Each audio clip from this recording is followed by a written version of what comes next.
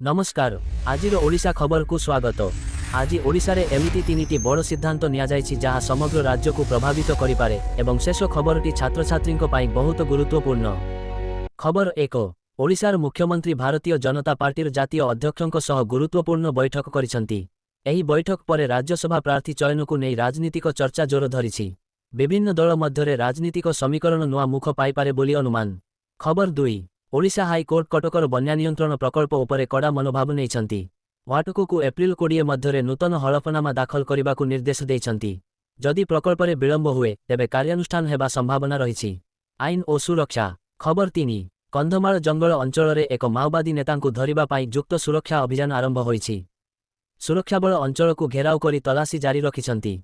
खबर 4। होली पर्व पूर्वरु समग्र राज्य में कड़ा सुरक्षा व्यवस्था नेबाकु पुलिस महानिर्देशकंक पक्षरु निर्देश जारी होइछि। समस्त जिला प्रशासन को सतर्क रहिबाकु कुहाजाइछि। खबर 5। केन्द्रापड़ा जिले में जड़े युवती मृत्यु घटना पुलिस 2 जनकु गिरफ करिछि। मामलार तदंत गुरुत्व सह चलिछि एवं आईन अनुजाई कठोर कार्यवाही हेबो। संस्कृति और समाज। खबर 6। भुवनेश्वर में स्वाधीनता सेनानी और शिक्षाविद आचार्य हरिहर दासंक जयंती अवसर में तांको मूर्ति उन्मोचन करा जाइछि। एहारे अनेक गणमान्य व्यक्ति उपस्थित थिले। खबर 7।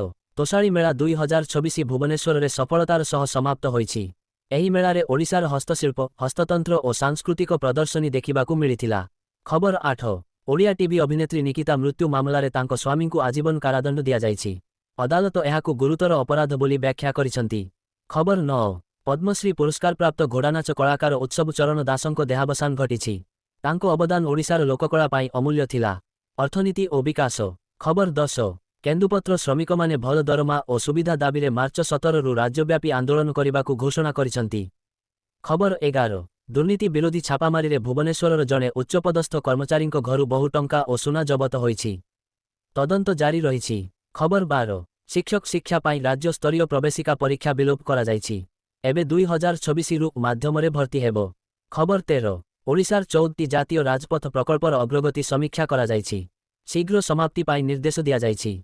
खबर 14। विपक्ष नेता नवीन पट्टनायक राज्य में बढ़ुथिबा अपराध को नहीं सरकार को कटु आलोचना करिसंती। खबर 15। राजधानी रिंग रोड प्रकल्प 8300 कोटी अग्रगति लाभ करिछि एवं टेंडर प्रक्रिया समाप्त होइछि। एहा भुवनेश्वर यातायात समस्या कमाइबारे साहाय्य करिबो।